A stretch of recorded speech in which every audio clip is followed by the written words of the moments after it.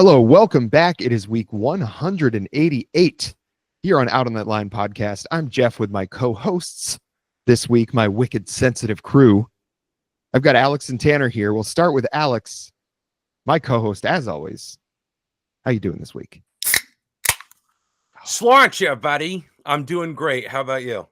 I am fantastic, and we are also joined now regularly to the benefit of the pod and the people, because you know this one's for the people. See what I did? God, I'm so good. Everybody out there, you're going to know why that was so good in just a second here, okay? We've got Tanner on the pod. Tanner, welcome back. Happy to be back. Thank you again for the invite. Looking forward to talking about a band that we've been listening to in our friend group for a very long time. And you're really on it with the bits today, Jeff. I got to say off the top, you're really with it. We're off the hip today, boys. But Tanner, there was something I wanted to talk to you specifically about. There was a little news article that I read here, and apparently there was a MAGA rally at the Fish Show over this past weekend. And I just wondered what your thoughts on that were. Didn't see anything. Cannot speak to it. Didn't see any MAGA stuff inside. But there was a really good shirt design that was making fun of RFK, especially a song called Down with Disease. And it was a picture of him like super blown out. And it says, I got down with disease with RFK at SMAC. But no, didn't hear about the MAGA thing. If this is true, I wish I could have like been there and like, thrown sticks or something in the general direction of those folks. But it's not true. At least I don't. All right, yeah, I don't believe so. Yeah, we're just trying to get you up on your toes, get you light on the feet for this podcast here today. There's not a lot of MAGA crossover with that group now. Yes. If I was at insert mainstream country artist here festival, then absolutely. But yeah, no, not a lot of crossover there. Trey, not a big Trump guy. Actually, so John posts anti-Trump stuff like borderline too much on Facebook. I had to toss the unfollow there. Well, I think that's kind of exactly what people that wouldn't want to be looked at as MAGA would do. So we'll just leave it there. It's open to interpretation for the people to decide here. Who should be more embarrassed to be associated with whom? If you're MAGA, are you upset to be lumped in with Fish, or if you're Fish, are you like, don't contaminate me with MAGA? Ooh, imagine like a MAGA wook. Whoa, that's a guy like eating his own shit in the parking lot. Like, am I right? That's really true. That'd be a very interesting like crossover character.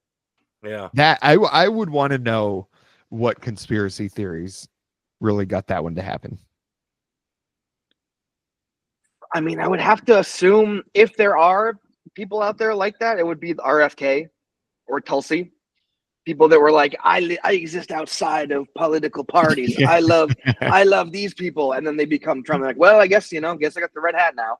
Did you ever see Tulsi Gabbard and Jocko Willink doing "We Are Gonna Be Friends" on ukulele?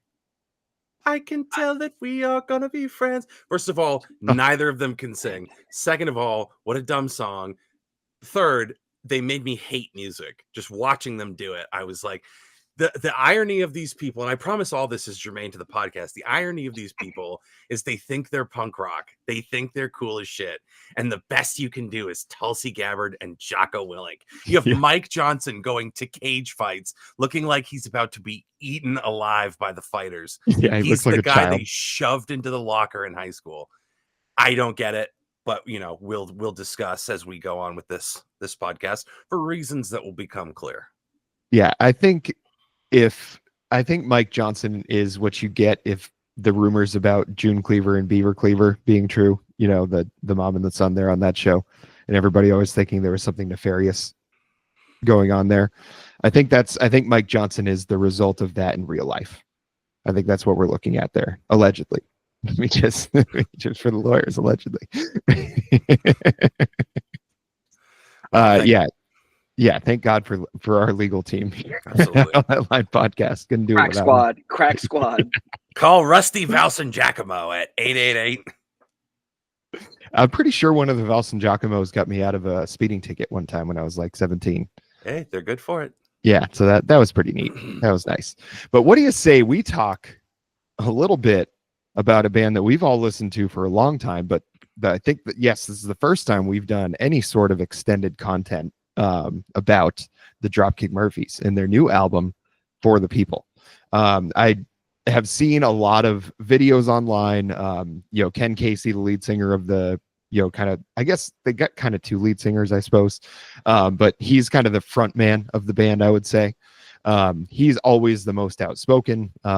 From day one of when I was aware of Dropkick Murphys, it was really for the people. Like, that was the whole idea. I think in general, like the album that kind of got us into it, The Warriors Code, there was a lot of stories about individual people, and there was always social commentary, but it was always kind of focused through a character. Mary, single mom, that kind of stuff, like very similar to like Bruce Springsteen would write a lot of songs like that. Gaslight Anthem would write a lot of songs like that. So there's a lot of these bands that kind of maybe on the outskirts of what you'd call a kind of a punk rock thing. That's how they wrote things. And I think that's what always separated Dropkick Murphys a little bit for me from the rest of the kind of punk genre, is just the way that they told stories. It just seemed there was anger in it, but it was anger on behalf of something. And I think that was always something that I kind of gravitated towards with them. And I think they absolutely cranked that to 11 on this album. I think it's anger towards, or anger on behalf of, the working class. Mm-hmm. I mean, the fucking album cover is the rose, the DSA rose logo. I mean, I don't know that any of them has come out and been out and out like, I'm an avowed democratic socialist or anything like that. But I think it's unique in that the music is for the working class, by the working class. They've never really gotten out of touch with those values. Their charitable endeavors and contributions around the New England area and beyond, they've put it all back into the community in a very real, tangible way, especially for us. We're New England guys, where we see this stuff. It's not like we're in California being like, wow, good for them. We're close to the action. And I think that's also a reason why that music's so appealing to us. Not just like, oh, it's a band with values and values that we happen to share or emulate, but there's that New England sensibility and that New England flavor baked into it, which I think just sends it over the top for me. Mm-hmm. It's it's an attitude, it's like, it's the punk rock attitude of, they're pro. I mean, you can go down the list. Their Wikipedia page is littered with articles. They're pro worker, they're pro union, they're pro veteran. It's all things that you would think as like a human that you would align with. And they don't only align with it, they wear it on their sleeve. They go out there and they yell about it. And they stick up and they speak up when they see things that they don't like or that they consider are wrong. I mean, they were just playing a festival in Colorado and they found out that the promoter of the whole, there's many festivals that take place, but the promoter donated a bunch to Trump. And Ken Casey said, hey, we're not playing these anymore. We're playing today because you all bought tickets, but we're done. Like, we're done doing this. They put their money where their mouth is. They raise a shit ton of money for charities every year. They've raised money for veterans associations. They've raised money for veterans' families. And something for me, because when we were younger, we listened to them a lot. But what really solidified them as one of like my favorite bands, right at the beginning of the pandemic, they do these legendary St. Patrick's Day shows in Boston. And they were one of the first bands that figured out how to stream a show. They put it on for free. It was a suggested donation. They put it on for free. I can't remember if it was on YouTube or just like through a website at that time, because stuff. Yes, like, and that was a big deal. And then they did the Fenway show, empty Fenway Park, and they played inside the bases. And Brucey Boy joined them for a couple of songs on the Jumbotron, which, like, at that point in time, when things were really low, something like that made like the next like 3-4 weeks for me. So they've like, there's like levels to them, like hammering beer on St. Patrick's Day in Jeff's house when we were younger, blasting Warriors Code, awesome memory. Now, like, cut to me drinking alone on St. Patty's Day in 2020 in my empty house. You know, there's a common theme here. But they've never they've never folded. They've never backed down from anything. They're brash. They are Boston, specifically Southie. They are yeah, Dorchester. Yeah, they are Southie. And yeah, it's just they've written songs about the Red Sox, obviously Tessie, massively famous, but they've written songs about the Bruins. There's a Larry Bird reference in one of these songs that we're going to talk about. So they are Boston through and through, and they are for the people, by the people. Yeah, I think as we'll get into the album more kind of specifically than, just talking about Dropkicks in general, but what I really appreciate is I feel like they make such an effort to stay attached to the fans and to the people, like to the things that are going on in the real world. And I think I'm sure they're all very well off. I'm sure Ken Casey probably has enough in the old bank account that he doesn't need to do this anymore if he doesn't really want to. But I think what really drives them and what you can see as they go through their career, all of the albums are perfect Dropkick albums. That's the thing. And that's the thing that really I feel like works with this one, is because it's got current references, it's got talking about the way the world is now, but it does it in a way that feels exactly like they felt on Warriors Code and Blackout and their earlier albums and that. When I saw them live a couple times, like they really, it feels like they're just as excited to be there as you are, just as excited to make the music as you are to hear it.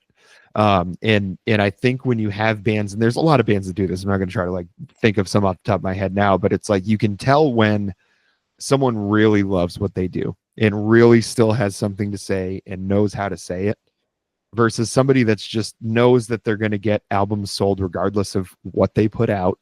I mean, look at Kanye West's last 5 albums or whatever it is. I mean, hot garbage, and they probably sold like crazy anyway because of who he is and the controversy and all that. There's artists like Sturgill, like Dropkick Murphys, that put an effort into the music, and whether it's always successful is up for debate. I feel like with Dropkicks, they're very consistent. If you say parts of this album are not successful, you're probably saying a lot of things they've done in their career are also not successful, because they didn't really break any new ground, I don't think, with this as a band. But I don't think they ever really cared to. I think their idea of breaking ground is continuing to kind of hold the flag of what a real punk rock ethos is, and also just continuing to make music that they love to make.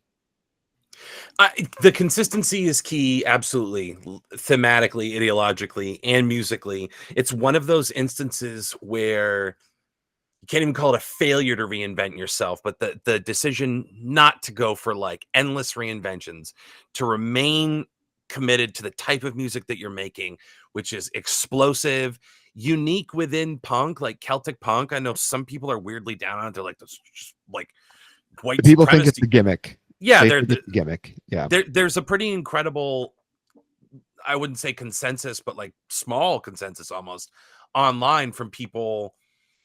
Dropkicks really can't win in either way, right? Because MAGA will be like, well, you're against us, so fuck you. And then the left is like, oh, that's white supremacists like Dropkick Murphys. And it's like, have you ever listened to Dropkick Murphys? Yeah, because I can tell you how Dropkick Murphys feel about white supremacists. Avowed anti-racist Irish Catholic Boston ass kickers. Yeah. And they've remained consistent in that, and the music remains consistent. If it ain't broke, don't fix it. You don't. If every song you come out with is the same, use of air quotes, in terms of your style and the conventions of your music, but each song can be unique and memorable, why would you change anything? If you keep farting out the same song year after year, it's like, have you considered adding a synthesizer? But in terms of how consistent they've been, how strong the material is, there is no need to dump it and focus on something new. And I will say the last 2 albums, I think since Barr took his hiatus, were lacking a little bit of something for me. A little bit of punch, for sure. Little bit of punch, but it is a return to form. The punch is back on this one, I think. Well, yeah, the last two were, you know, them kind of adapting and doing Woody Guthrie lyrics, and like acoustic stuff. Which you know, I'll be honest, I'm not as familiar with those two albums simply because I knew that it was going to be acoustic. But when Turn Up That Dial came out in 2021, I was sitting dead red, and I love that record. I absolutely love that record.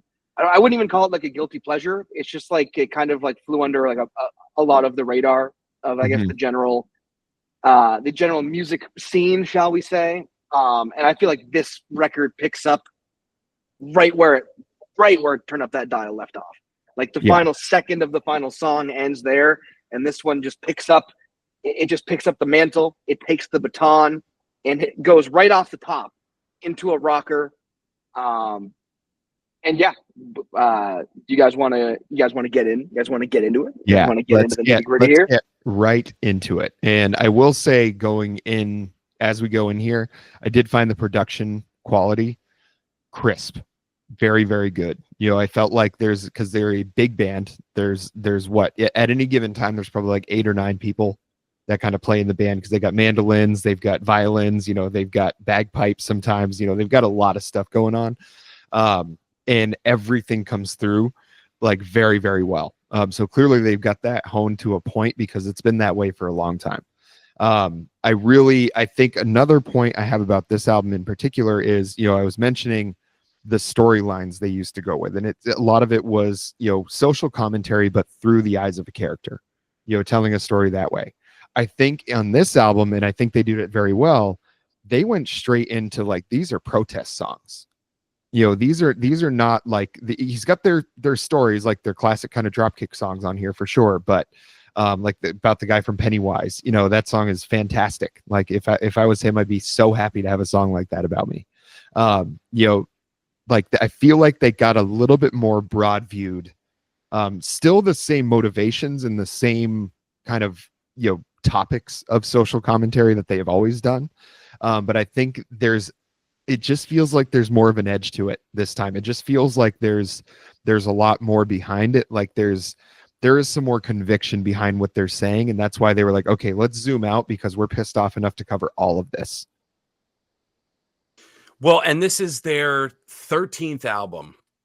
And in terms of tackling like broader universal topics, yeah, you get a lot of that. You get Who'll Stand With Us, which I'm like, lyrically, it's a little ham-fisted, but you know, that's Dropkicks though. That's just all. Their nuance was not their thing. Yeah, Spicy was big, burly, and strong. His pipes were gigantic, and so was the schlong. Yeah, you know. But I think also one of the things that really stood out to me was, again, instead of endless reinventions, you get the consistency. And I found it kind of remarkable that 13 albums in, for the first time, we get songs about Ken Casey's father and grandfather. His father died when he was 8, wrote a song in tribute to his dad, and wrote like a really moving song about his grandfather. 2 of the highlights on the album for me, and he talked about like, yeah, it never felt right to really, you know, kind of default to that for a song, but I finally felt moved to write something, and here we go. And it's like 13 albums and like 30 years. When did they start? 96? Something like that. Yeah, it was 90s. So almost 30 years together, and you find, and like, you're just now going to that well. They have always had so much to say. Captain Kelly's Kitchen was this weird, you know, sea shanty vignette. The Henrietta Bones. Athenry. Yeah. So they can tell, they can spin great fiction on this album. They can spin great fiction. They can do tributes to people, and they can create protest songs. Sometimes they can roll a little bit of everything into one. And I think for me, it like comes off seamlessly, where there are other artists who outkick their coverage. I think Dropkicks never do. I think Dropkicks, it's one of those hard-nosed, run it down your throat kind of ball clubs of a band. And I agree with you. I think the production is super crisp and clean. Maybe I would have liked it a little more grungy, considering Dropkicks. Some of the real punky songs, I wish they had a little bit more like focus on that kind of distorted guitar. You know, Yeah, drag the tapes through the gravel a little bit just to punk them up. But Yeah. um, I think excellent production and very true to who they are musically and who they are thematically. Yeah, they really, I think, songs like on the Warriors Code, you had a song, Wicked Sensitive Crew, which was extremely funny. They talked about the guy in the darkness and his creepy meat suit zipping so low you can see his like in the middle of the song.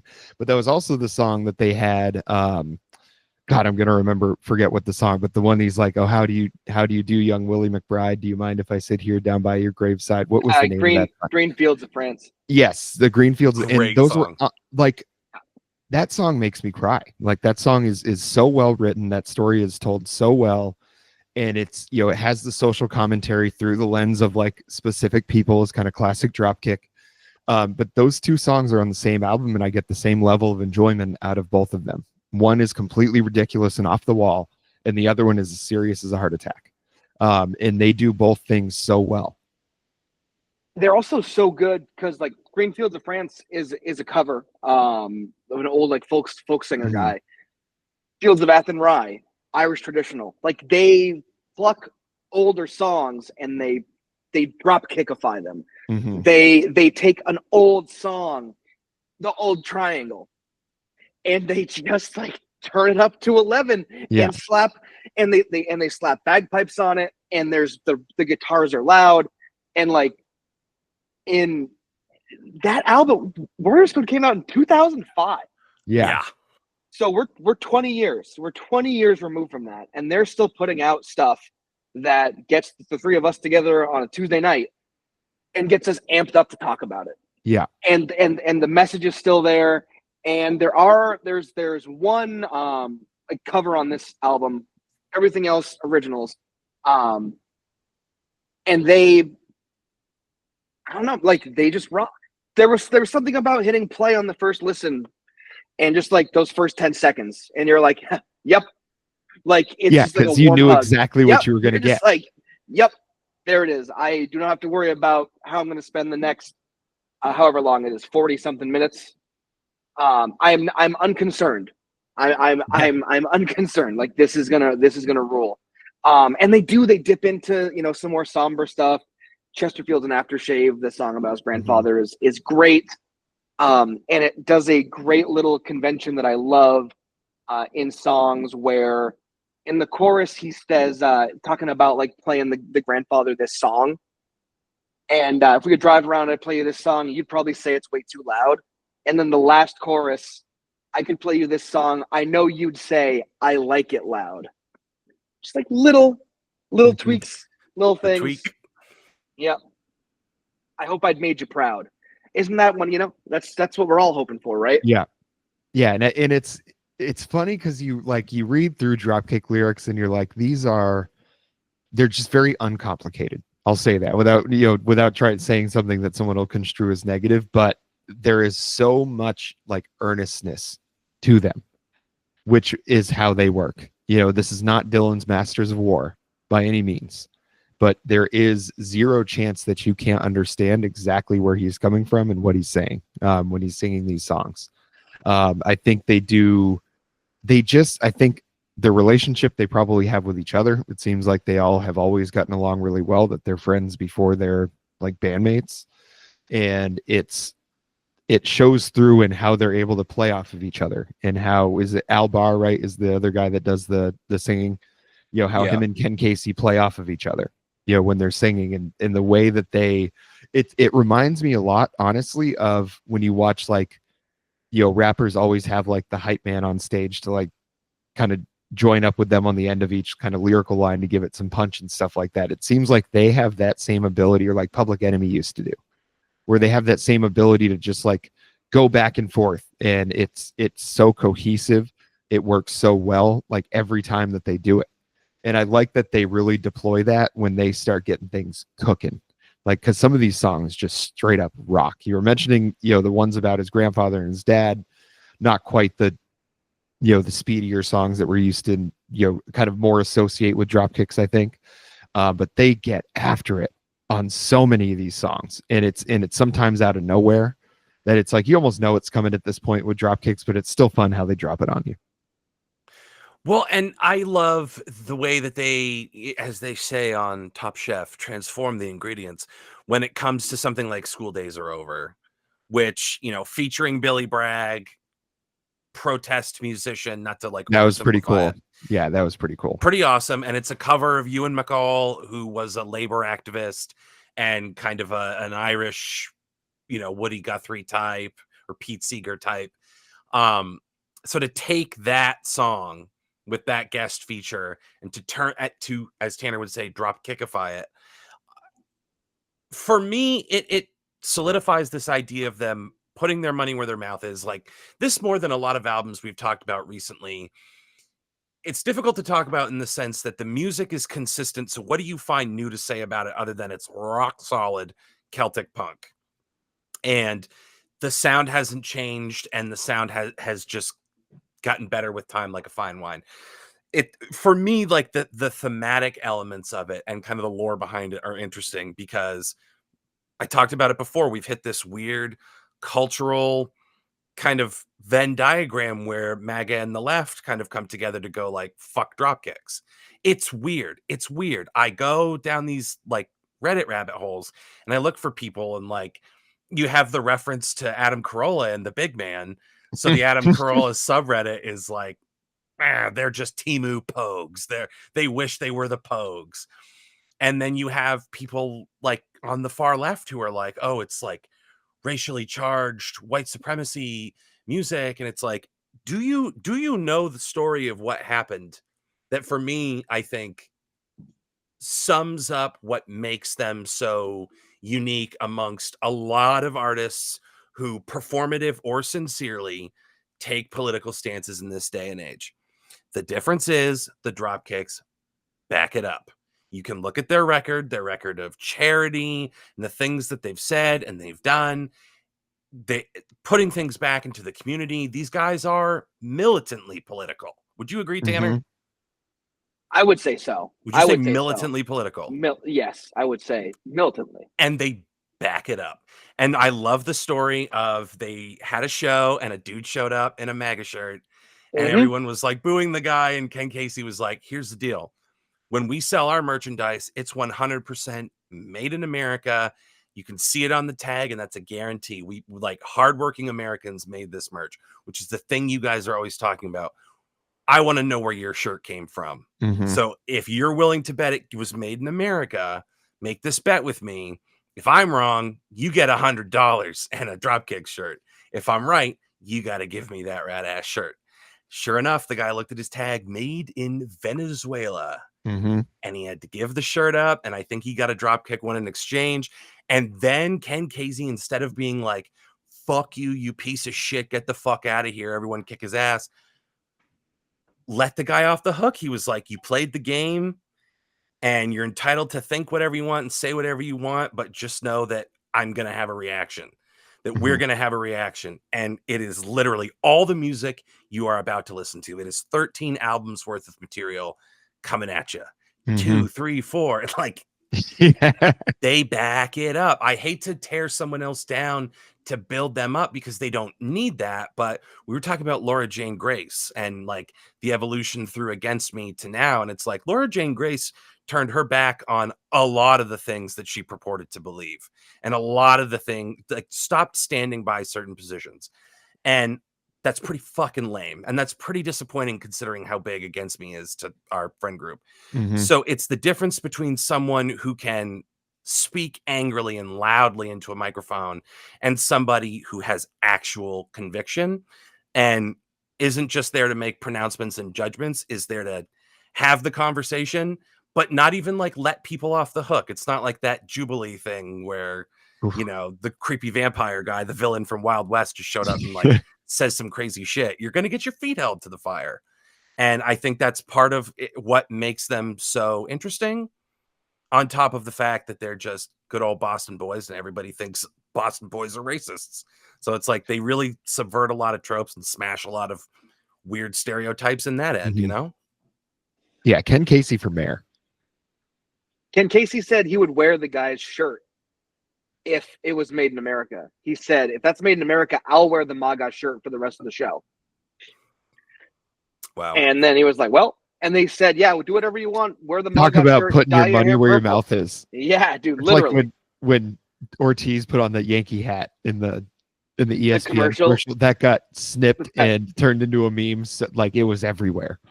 I love that commercial. No, Yeah. Wally, no. And he just Yeah. did the old Lee Trevino and Happy Gilmore. Also, speaking of Ken Casey specifically, I was at a Bruins game many, many years ago, maybe like 2008 or 2009, and came up from our seats, and like all the Dropkicks were there with Heidi Watney, who was like she was like a Nesson host at the time, and they were filming. Yeah, they were filming. We know. Yeah, they were filming like some vignette to be used in a later game or whatever. But I was just standing there like watching them film. A little crowd had gathered. And then like Ken Casey just walks over and he's standing next to me and I'm like, hey, I fucking love your band. Like, keep doing what you're doing. I love it. He was like, thanks, man. Really appreciate that. You want to get a picture? And I was like, oh, sure. Yeah. Definitely. Yeah. So I have like it's like a 2-pixel cell phone flip phone On that red phone. Yeah. Of me and Ken Casey. You want to get a picture? I was gonna say you did not the first time you did not say it how he would have said it. Yeah, you want to get you want to get a picture? Yeah. Fucking, what do you want to get a picture, kid?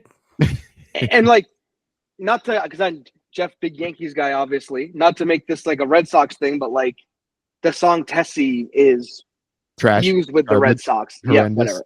Is fused with the Red Sox and fused with that 04 team. And like they're just part of the DNA of like Boston and New England. And they were on, he mentions it in the grandfather song. They were on the field in 04 in St. Louis when the Sox won the World Series. I wished his grandfather could have been there with him. They are just part of the culture. Aerosmith is a Boston band in whatever sense you want to call it, right? Like that's not really, Aerosmith doesn't have like songs that sound or like smell like Boston. They're just trying to get laid. Dropkicks. Ken Casey owned a bar called McGreevy's for a very long time in Boston. It was a great bar. Named after one of the guys. Yes, it was. The only time I ever went was the 2018 World Series parade. And it was amazing. And I was like, yes, I'm going to be coming here forever. And they closed it during the pandemic. Yeah. I went there several times. And total bummer. Great bar. That one, the Poorhouse was right nearby there on Boylston Street. And it was it was tough times in there for mid-20s Jeff, because I could put them back in those days. And the hard times, Daddy. Yeah, they were expensive. They were expensive. Great. They had tons of Dropkick memorabilia on the walls there. It was very cool. Yeah, guitar, like all that cool shit. And the basement was great. I was drinking beers out of someone's vuvuzela at one point that day, doing like chugging races. Yeah, that day got away from us pretty quick because like the parade was over at like 10:30 in the morning, and I was like, well, now what do we do? Drink, I guess. Okay. Get hammered. Yeah. You talked about Al Barr a little bit, and he's been on hiatus with the band for a little while, but he comes back for the Vultures Circle High, which is my favorite song on the album. It's maybe one of like a favorite song of mine that I've heard in the last like 2 months. I can't stop listening to it. Mm-hmm. I listened to it like 10 times today, just by itself, just over and over again. I absolutely love it. It's such a ripper. It's such classic Dropkicks, and it gets you back to the interplay between the two of them. Because the band has it's gone through a lot of lineup changes, even to the point where like Lee, the pipes player, he left before this album. So they got a new pipes guy now, and they just wrote a song about Lee 2 albums ago. So like they're writing songs about their own stuff now. When these guys are still moving on other projects. But they do have like a little core that's been there for a while, and obviously Ken's been there the entire time. But Al wasn't even the other like original lead singer, so like he's not even like a Dropkicks lifer. Yeah. They've had so many people come through the doors, and the sound has stayed the same. And yeah, like That song just totally blew me away. That's my favorite song off of this or Turn Up That Dial cumulatively, I would say. Combine them both together. List all those tracks. It's 11 on that one and 12 on this one. So out of 23, that's number one for me. Okay. I liked personally for me at Sooner Kill 'Em First was fantastic for me. And then also Fiending for the Lies right after. Because you get like Sooner Kill 'Em First is more of a very like traditional, like Irish folky kind of song. And then Fiending for the Lies gets it cranking again. So like those are the two like versions of Dropkick Murphys that I think are most people are familiar with. And they both just hit in different ways, but just as well as the other. Sooner Kill 'Em First is just set. It's nice because it's like what a message to put on a song that really sounds like a nice, like jaunty little song. Like there's nothing serious about this. And then he says, no, I'd sooner kill him first. Like, okay, all right.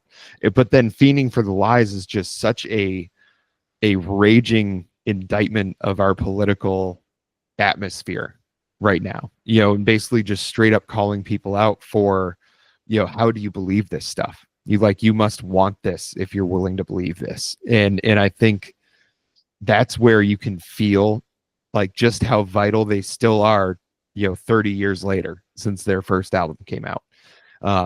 And to be able to do that, I think is exactly why they're really held on a pedestal. And you mentioned like people criticize them of that they're a wannabe Pogues or whatever it is. It's like honestly at this point, if you're going to ask about Irish folk bands or Irish punk bands that people are familiar with, Dropkick Murphys is going to be the answer 9 out of 10 times. I think. I think they've just so far surpassed like anything that the Pogues did. No like shade to the Pogues about that, but it's just like I think Dropkicks have been so much more consistent. I think they also did not have quite the like substance abuse problems that held them back. I think they were aware of the business side of things from a very early stage and made sure that they set themselves up really well. And it wasn't just about being rock stars. It was about like, okay, this is our career. How do we make sure this continues? And it's not like they're just playing it safe in a way to like continue that. It's like they've found their lane. They found what they're really good at. They found what they can do better than anybody. And they do it consistently album after album. And I think they give themselves plenty of license because of that consistency to do albums like the last two. It was just like a kind of an acoustic thing, more of your standard like old timey protest music and not necessarily what you'd think like a punk band would play for protest music. It's like Springsteen did a Pete Seeger album of a bunch of Pete Seeger songs and stuff. So like to me, it's, they're guys like him, Bob Dylan to an extent, especially the early stuff. Woody Guthrie, those guys are looked at as heroes by people like Ken Casey and the Dropkick Murphys and people like Bruce Springsteen, and even to Bob Dylan, those guys were heroes. So they still have their fingerprints all over how protest music happens today.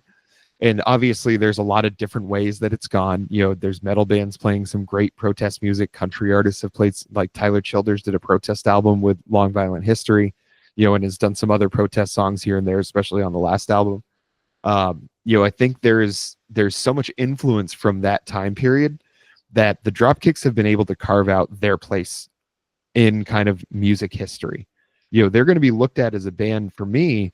Like there's really nothing much like them because even the Pogues didn't really go as hard as the Dropkicks did. Like they were very traditional in a lot of their music, with more kind of modern storytelling and lyrics and things like that. But the music itself, like they didn't get borderline like hardcore punk like Dropkicks do. No, yeah, it was a little more straightforward rock, and the Pogues were a little more circumspect, a little more bleak. So like the trade-off that you get in Dropkick kind of taking that baton, because I think in a lot of ways, your mileage may vary with the concept of like, we like to think that walk hard is our guiltiest charge is our hard day's night. You know what I mean?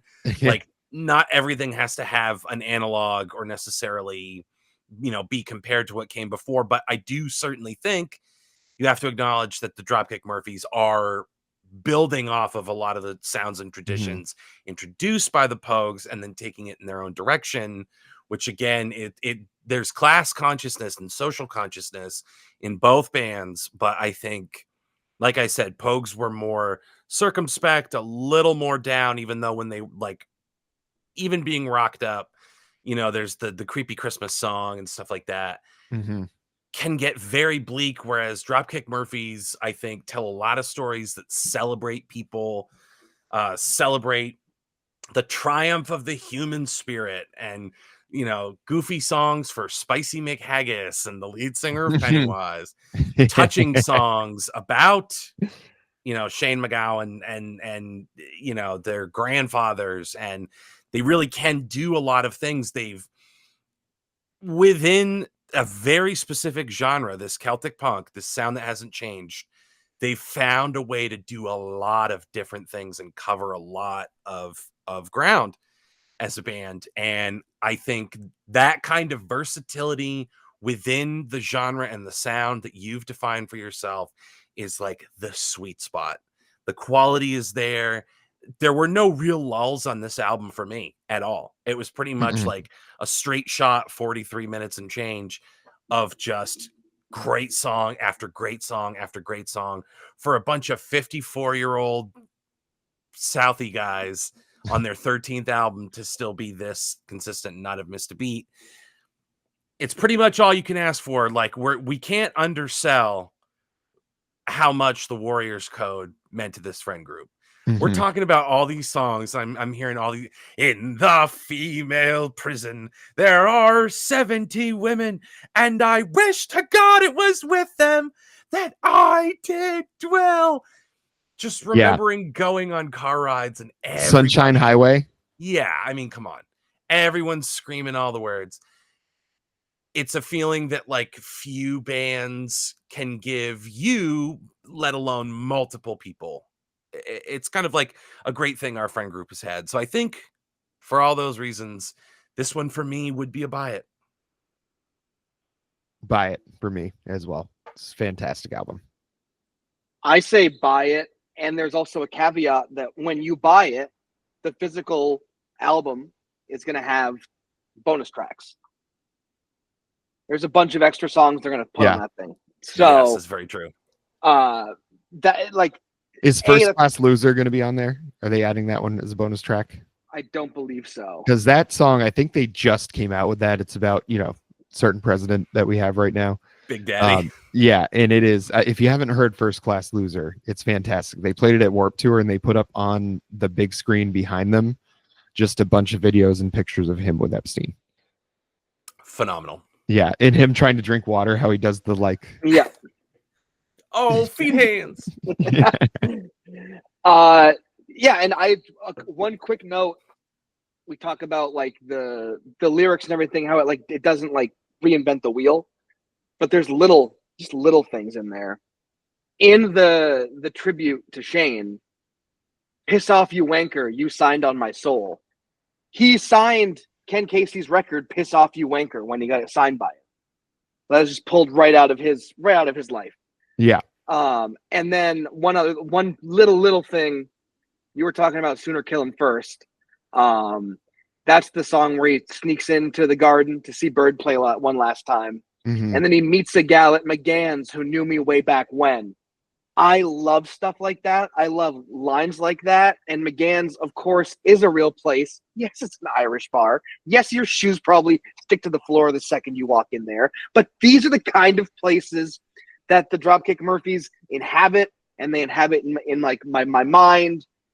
And they actually talk about the floor being sticky at Pogues concerts too, in the tribute to Shane. So like, you know, this music tastes better. Sorry, the music sounds better after you've had a taste of about 10 to 15 light beers, as Jeff and I can attest to. But you can also sit down. I listened to this at like 10 in the morning. And I was just like, yep, right. I had a Diet Coke, ready to run through a wall. Kept it classy, DC. Very classy. Only the classiest. Fridge cigs, baby. Yeah, got myself a nice fresh fridge cig. But yeah, I mean, it's also like, when's their next album coming out? Because I'm already ready like for the next one. Like, if they're just gonna keep cranking them out like this, I'm ready for the tour. Yeah, let's go. The tour. Hasn't been I don't know announced if yet? I don't know if they'll come to Texas, but I'm ready for the tour. I know they're going to play Boston because that's It's probably what going to they play do. like for like a week straight Yeah. in Boston. Too. Like, I don't know if there's.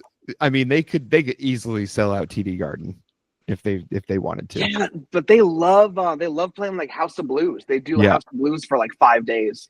Yeah, Which, speaking of disgusting floors, looks like they're that's like the worst venue in Boston. yes it is. Yes it is. I Yes, think the basement. 100%. I think the basement at the Middle East was better than that. Far And that better. place is falling apart. I leaned Yeah. against a wall when Tanner and I saw prep, and I almost sunk through it. Yeah, the wall like moved, and then I got COVID. What a night! It was great. Oh, what a night! Thanks, Middle East. Yeah, did you get some good pizza? That pizza place, thankfully, has been shuttered for a while by the looks of it. But I did make sure to go down around the corner, and I was like, I just gotta go see. I was like, nope, it's gone. Yeah, there's no shot that place stayed in business. Did unbelievably bad pizza. We're probably the last whole pizza they ever sold. That was their going out of business pizza. Yeah. Oh, well, it sounds like we got 3 buy-its for the Dropkicks. I kind of thought this was going to happen. I'm glad that it did. It's hard to hate on the Dropkicks in general. I don't know what they could do to make an album that I didn't like, as long as they're kind of sticking with what they always do. I hope they do keep doing what they're doing forever. Very, very much appreciate everything that they did on this album. So again, 3 Hardy buy-its. And is this the first Hardy 3-way buy-it that we did with the 3 of us? Oh, what a great question, Jeff. I don't have the answer to that, but I would hazard to say that if somebody wanted to dig through the annals of if they wanted to dig through the annals of the channel and figure out where in the lore did we potentially also have a little buy-it hat trick, I think there's only one spot that someone could do that, and that would be youtube.com/C/out on that line. Folks, the metrics are in. We have the data, and it says that most of y'all are here, but not necessarily all of you are subscribed. And we really got to change that. We got to focus in. We got to settle in, people. You need to park it here. You need to show your commitment, and you need to subscribe to the channel. You need to turn the notifications on. Click that little bell. You just got to hit the little bell in the boat and get us going. And you'll hear every time we're about to drop something right on you. We're going to drop a sexy rock on your butt of knowledge, and it's going to be phenomenal. Hit the thumbs up. You should know what that means, but just in case you were born in a cave like Casper Hauser, thumbs up means good job. I like it. And that's an important metric. But the most important of all is the comments. Oh, the comments. You can say nonsense. It doesn't have to be anything in particular. It can be anything from Decemberist lyrics to a recipe for brownies. I don't really care. Or you can say something that's germane to the episode. That's phenomenal. But just write something in the comments, because it's so good for the algorithm. So tremendous for the algorithm. The algorithm's huge. So really do us this courtesy at youtube.com/C/out on that line.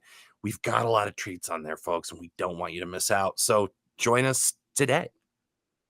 Oh, that was, I kind of realized what you were going to do as soon as I asked you the question, but the way that you led that, you segued that into the plug for the website, that was impressive work. As always, each week I'm impressed by your ability to do that. And gentlemen, this week has been my pleasure. Hopefully all of your pleasures as well. Tanner, thank you very much for joining us once again. We will have you back on soon. Alex, as always, I hope you stick it up your butt. Till next time.